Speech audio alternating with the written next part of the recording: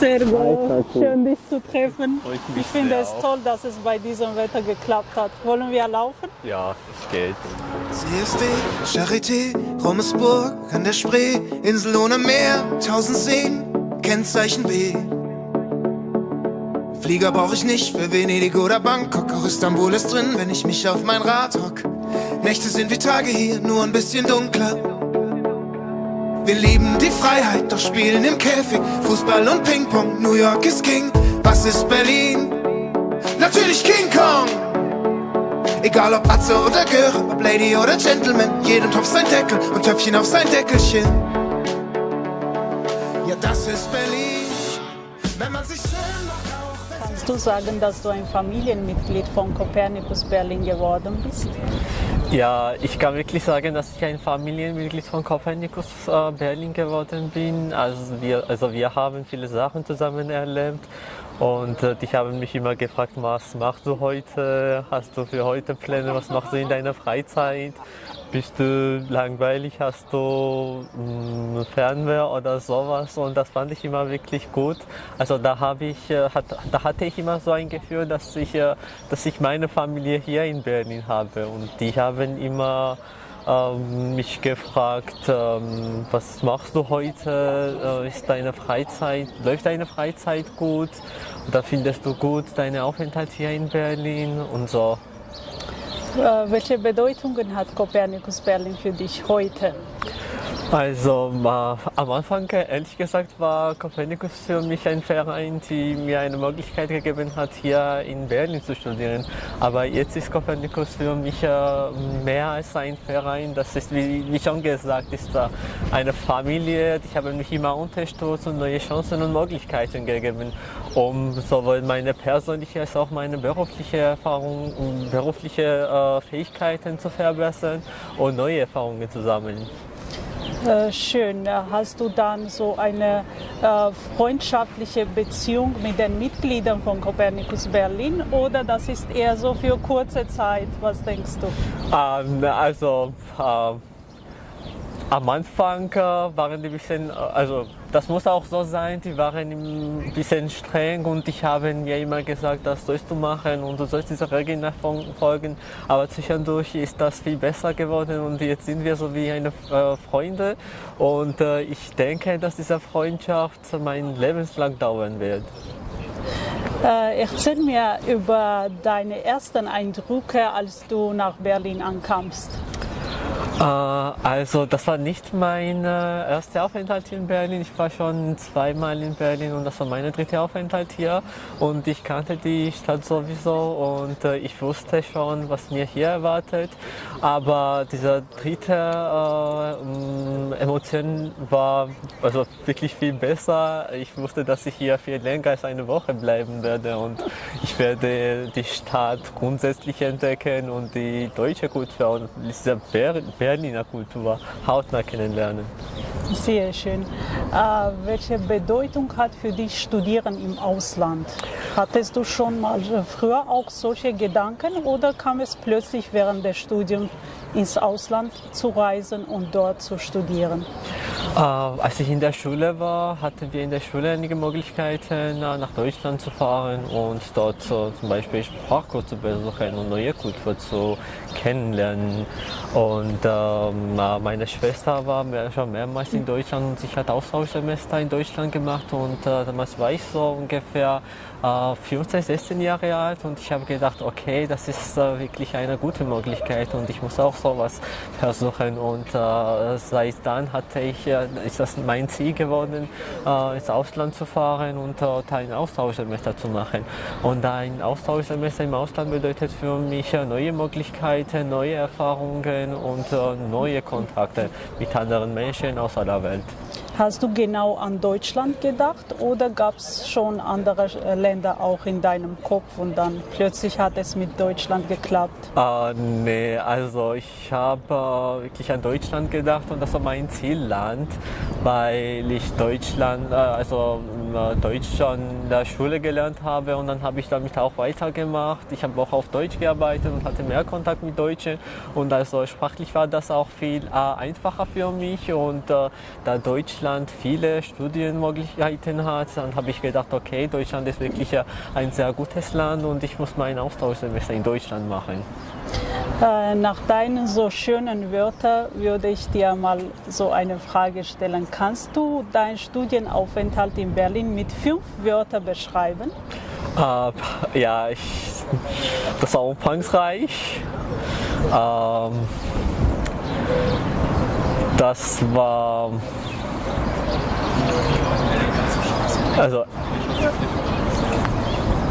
mir fällen jetzt die Wörter nicht so einfach, weil also diese Emotionen kann ich mit Wörtern nicht sagen. Das war wirklich was Unglaubliches für mich und das kann ich mit Wörtern nicht sagen. Aber ich werde es jetzt noch einmal versuchen. Also umfangreich hast du gesagt? Ja, umfangreich habe ich schon gesagt. Ja, genau, dann? Das war schön. Also so ganz einfach.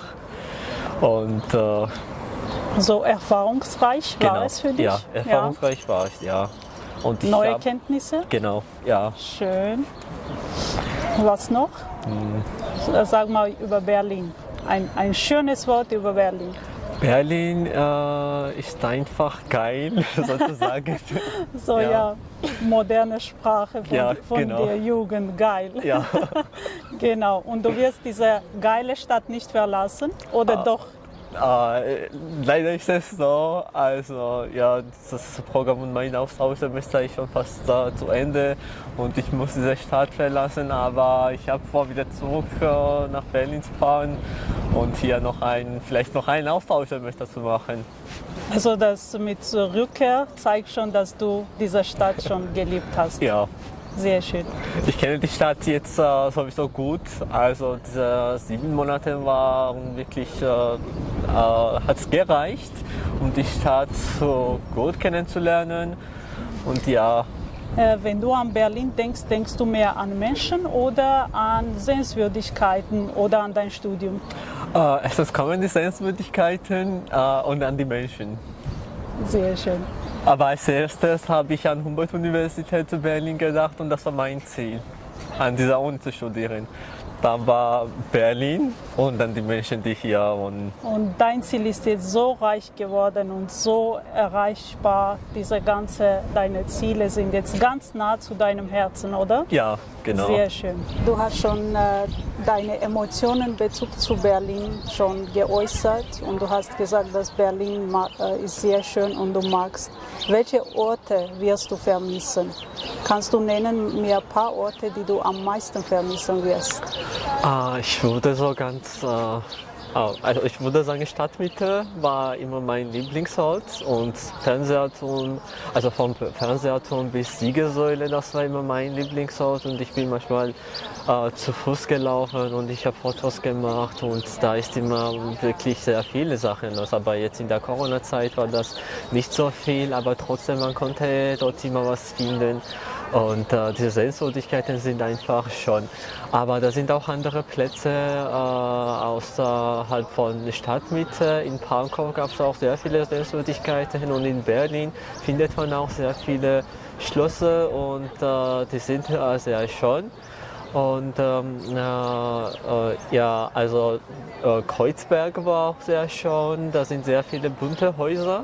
Und ich mag auch schon Hausallee, das ist wirklich sehr schön. Das ist auch bunt, da sind sehr viele bunte Häuser und da kann man immer wirklich gute Fotos machen, was für mich sehr wichtig ist.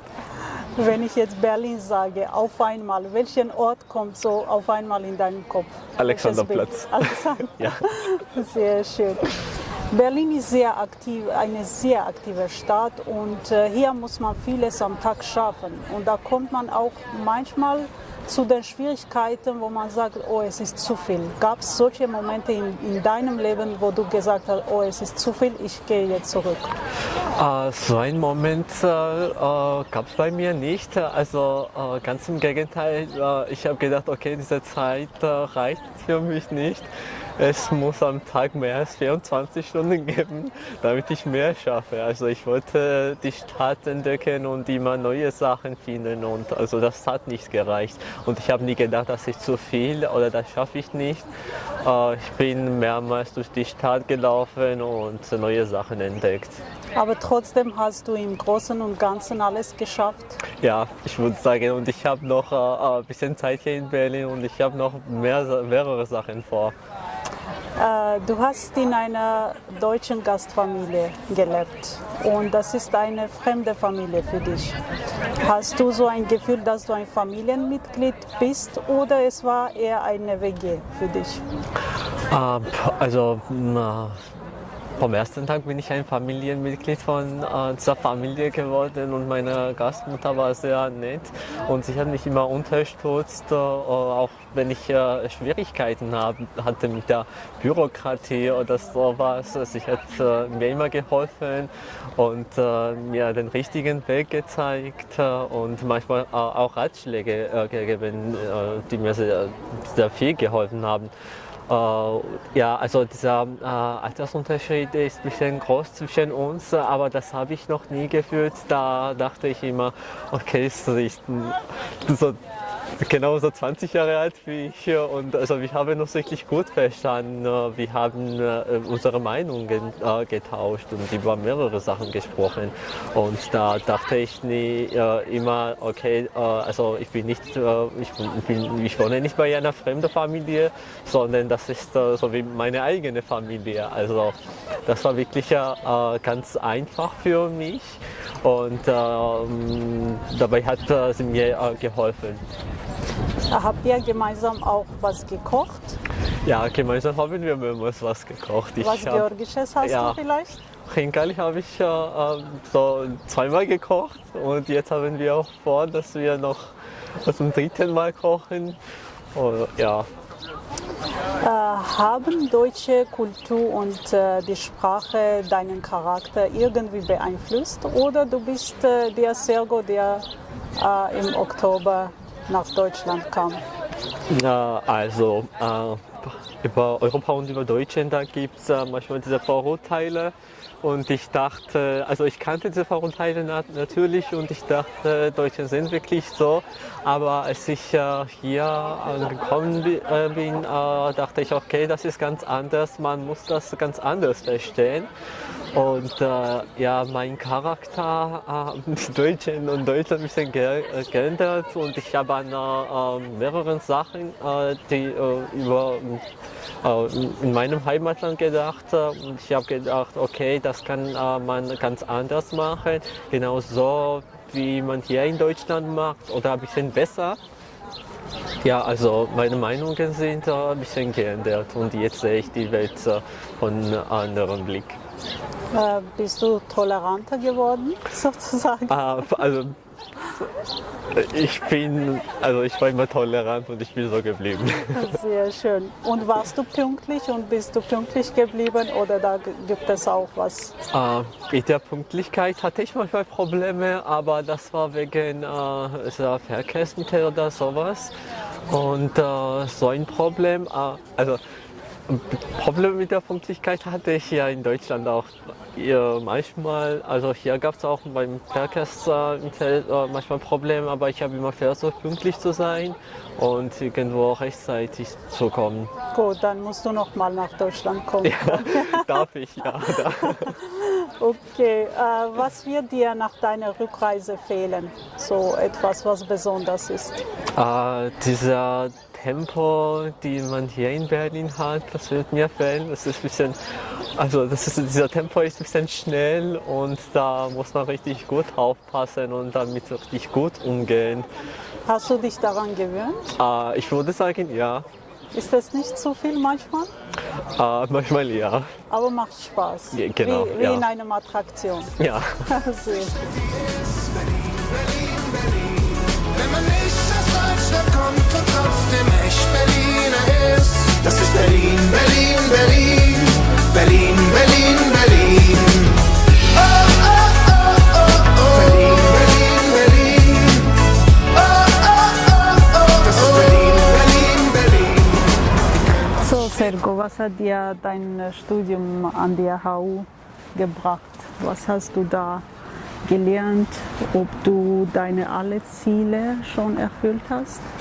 Das Studium an der HU war wirklich sehr interessant und ich habe viele interessante Kurse besucht. Und da war ein Kurs, dieser Kurs fand ich sehr interessant, das war Geschichte von der Wirtschaft. Und unsere Professorin hat wirklich Mühe gegeben und uns viele wichtige Sachen beigebracht. Sie hat uns ständig neue Informationen geschickt, viele Bücher, viele Ratschläge gegeben. Und das fand ich wirklich sehr interessant. Da habe ich viele neue Sachen erfahren. Und jetzt muss ich Hausarbeit schreiben und das ist jetzt viel einfacher für mich, weil ich mehr Informationen über diese Sache habe. Und wenn ich Recherche mache, dann finde ich ganz einfach die Informationen und wenn ich so Informationen habe, dann geht das ganz einfach mit der Hausarbeit. Andere Kurse waren auch sehr interessant. Bürgerliches Recht fand ich auch sehr interessant. Da konnte ich die rechtliche Lage von Deutschland kennenlernen und die Gesetze, die man in Deutschland hat und wie man an diese Idee gekommen ist, diese Gesetze zu machen und wie das im Alltag läuft. Also alles in allem fand ich das Studium wirklich sehr interessant und nützlich für mich. Waren die Präsentationen und Klausuren schwer ein bisschen oder war es ganz leicht? Also Präsentation war ganz leicht, also die Präsentation zu erstellen und das zu präsentieren war ganz leicht. Und natürlich haben wir da Feedback bekommen von anderen Studenten und auch sogar von Professoren. Und das fand ich sehr interessant und die haben mir sehr viele nützliche Ratschläge gegeben und die haben mir wirklich sehr dabei geholfen, meine Hausarbeit gut zu schreiben. Und Klausur war auch nicht so schwer, also wenn man jeden Tag lernt und arbeitet, dann ist das ganz einfach und dann macht das keinen Stress mehr, dieser Klausur und dann hast du wirklich gute Erwartungen von diesem Klausur und dann bist du sicher, dass du das wirklich gut gemacht hast und dann, dass du wirklich gute Noten bekommst. Sehr schön. Hast du geschafft, ein paar Kommilitonen zu befreundet? Also dieses Semester war ganz online. Wir hatten alle Vorlesungen online. Es gab keine Präsenzvorlesungen oder Seminare, aber trotzdem habe ich geschafft, neue Leute kennenzulernen und diese Brücken zu schlagen. Sehr gut. Mal eine andere Frage zu deiner Persönlichkeit. Siehst du jetzt Unterschied zwischen zwei Sergos? Sergo vor dem Auslandssemester und jetzt, wo du schon am Ende des Semesters stehst?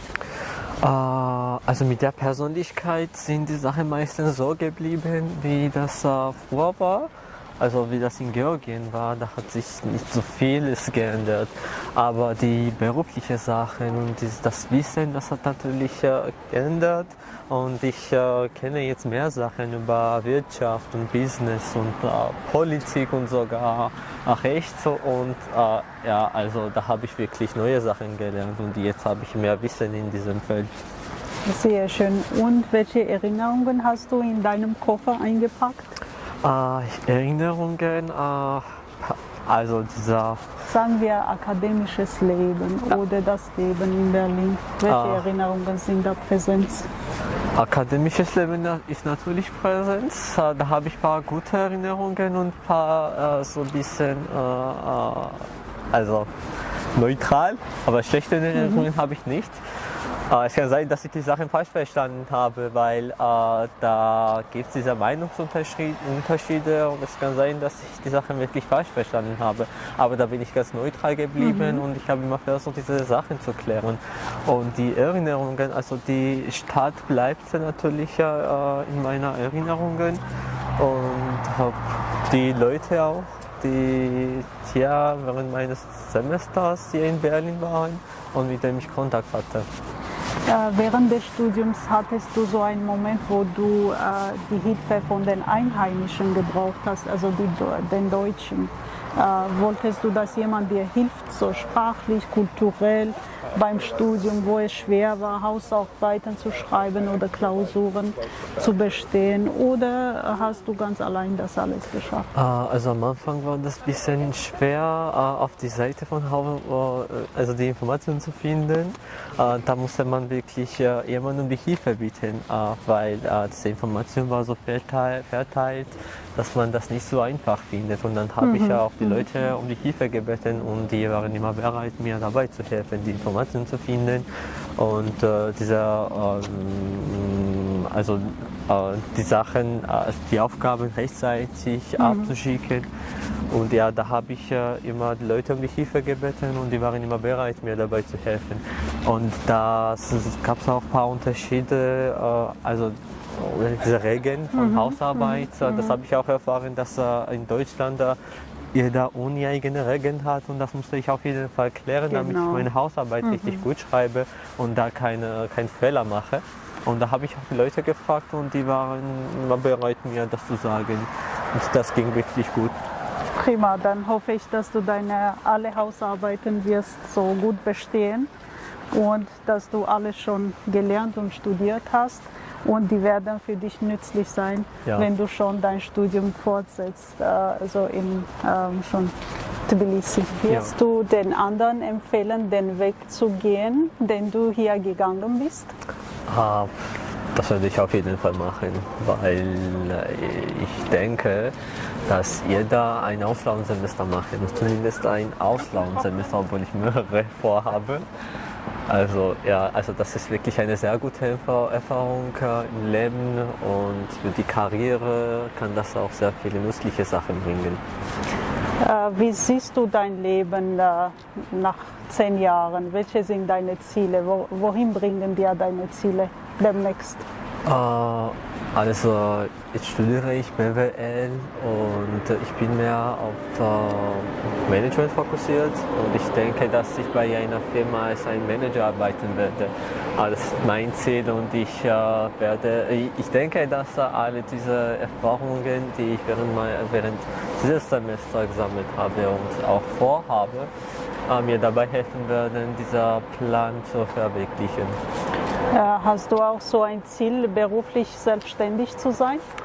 Ja, das habe ich auch. Was möchtest du machen als selbstständiger Unternehmer oder? Ja, also ich will eine Consulting-Firma gründen und andere Firmen dabei helfen, Management- oder Marketing-Sachen zu einrichten.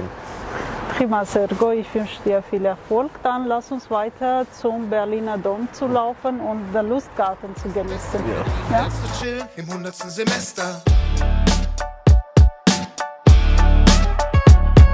In Mitte heißen Kids, Paule und Mira. Hinten in Marzahn spielt Britney mit Shakira. Partys für Jugend da und das ist hier true. Wie lange die dauert, bestimmst alleine du. Groß, klein, dick und dünn, analog und digital. Wow, in Berlin hast du die Wahl. Alles geht ins Prinzenbad, Prater oder Scheich. Vor Berlin und Bademeister sind wir alle gleich. Du bist in einer schwierigen Zeit nach Deutschland gekommen. Wie war es für dich? Hast du ein bisschen was von der Kultur miterlebt? Weil es ist jetzt gerade Lockdown auch und das geht weiter. Also wegen dieser Corona-Krise und dieser ganzen Geschichte gab es sehr viele Beschränkungen hier in Berlin. Also es war wirklich sehr schwer, Leute zu treffen und diese Meinungen zu tauschen. Aber trotzdem habe ich das geschafft und ich habe das alles erlebt, diese kulturellen Unterschiede hier in Deutschland. Und dann konnte ich wirklich noch einmal daran denken, welche kulturellen Unterschiede wir haben, also zwischen Georgien und Deutschland. Da gibt es sehr viele kulturelle Unterschiede und manchmal habe ich gedacht, okay, wenn wir sowas in Georgien machen, dann wäre es vielleicht auch gut. Und da gab es auch solche Sachen, wo ich gedacht habe, okay, das wird bei uns nicht gehen, das ist eine ganz andere Welt und das sollen wir ein bisschen ändern und an die georgische Kultur anpassen. Und also ich würde sagen, dass trotz dieser Corona-Krise ich die deutsche Kultur hautnah kennenlernen konnte. Schön. Hast du geschafft, ein paar Museen zu besuchen oder alles war die ganze Zeit zu? Nee, am Anfang im September, Oktober hatten die Museen geöffnet und ich habe ein paar besucht. Welche hast du besucht? Futurium habe ich besucht und hier auf Museuminsel habe ich Bodenmuseum besucht. Und das war wirklich sehr interessant, da habe ich sehr viele schöne Sachen gesehen. Sehr schön. Gibt es auch viele Museen in Georgien? Ja, also wie in Georgien haben wir auch sehr viele Museen. Wie gut kennst du Berlin, Sergo? Ich würde sagen, dass ich Berlin wirklich gut kenne. Also meine eigene Stadt, wo ich aufgewachsen bin und 18 Jahre verbracht habe, diese Stadt kenne ich nicht so gut wie Berlin. Wenn hier jemand mich was fragt, wie komme ich zum Brandenburger Tor oder Alexanderplatz oder Kreuzberg oder Neukölln, dann kann ich das ganz einfach sagen. Also Berlin kenne ich jetzt gut, weil das war, also ich habe immer gedacht, das ist eine Stadt, wo ich so 6 oder 7 Monate verbringen werde und ich muss die Stadt richtig gut entdecken und das habe ich wirklich gemacht.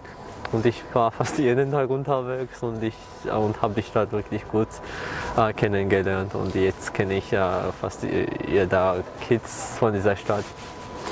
Kannst du Berlin mit den anderen Großstädten vergleichen? Was ist hier besonders? Berlin ist so einzigartig, also mit anderen Städten. Also da sind ein paar Sachen, die man mit anderen Städten vergleichen kann. Zum Beispiel Clubs oder Nachtleben. Und auch das will ich auch erwähnen, dass Berlin so Multikulti ist. Da kann man die Leute aus aller Welt, aus verschiedenen Ländern treffen. Das ist wirklich eine gute Möglichkeit. Du kommst nur in einer Stadt und dann lernst du die ganze Welt kennen.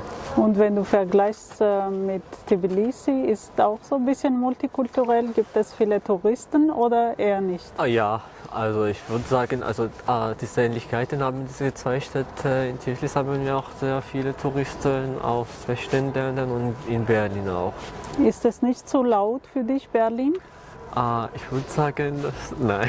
Nein. Also in der Corona-Zeit war das ein bisschen ruhiger, aber als ich letztes Jahr hier war das auch laut, aber das war völlig in Ordnung für mich. Kannst du dein Leben in so einer großen Stadt vorstellen wie Berlin? Ja, Ja, ja, und ich würde sehr gerne in einer lebenslang. großen Stadt. Ja, lebenslang, warum nicht? Ja, Also da- in Berlin ist immer viele Sachen los und Berlin ist die Stadt, wo man die Sau rauslassen kann. Okay, letzte Frage. Tbilisi oder Berlin? Tiflis. Alles klar. Wenn man nicht aus Deutschland kommt und trotzdem echt Berliner ist, das ist Berlin, Berlin, Berlin, Berlin, Berlin, Berlin. Oh, oh, oh, oh, oh. Berlin, Berlin, Berlin. Oh, oh, oh, oh, das ist Berlin, Berlin, Berlin. Im Girlie kreisen Tüten, am Kopf kreisen Blüten, der Pitbull ganz lieber, sein Herrchen Autoschieber, Hallöchen, Tschüssi, Sonne, Mond, Sehr lange über deine Eindrücke, Gefühle und Erfahrungen in Berlin gesprochen. Da zum Schluss habe ich noch ein paar Fragen. Welche wertvolle Erinnerungen nimmst du mit? Erinnerungen. So dieser erste Tag, wenn ich hier in Berlin angekommen bin und also an der Familie angekommen bin, meine Gastmutter gesehen habe, das war wirklich, daran werde ich für immer erinnern. Und die Reise nach Porto und Amsterdam war auch sehr interessant für mich und das werde ich nie wieder vergessen. Und Uni, dieser Studium und alle diese Umstände war sehr interessant für mich und das werde ich auch nicht vergessen. Ja, diese Erinnerungen sind diese Highlights von meinem Austauschsemester, die ich nicht vergessen möchte. Du hast dich sehr schön in Berlin eingelebt. Ja. Und mir ist es interessant, ob du jetzt so ein bisschen Heimatgefühl hast hier. Ja, also am Anfang war es für mich nicht so schwer, dass Deutschland und Berlin ganz fremd für mich ist. Also das war klar, also Deutschland und Berlin war fremd für mich. weil das ist nicht mein Heimatland und hier habe ich mein ganzes Leben nicht verbracht. Und also das war ganz einfach für mich, daran zu gewöhnen.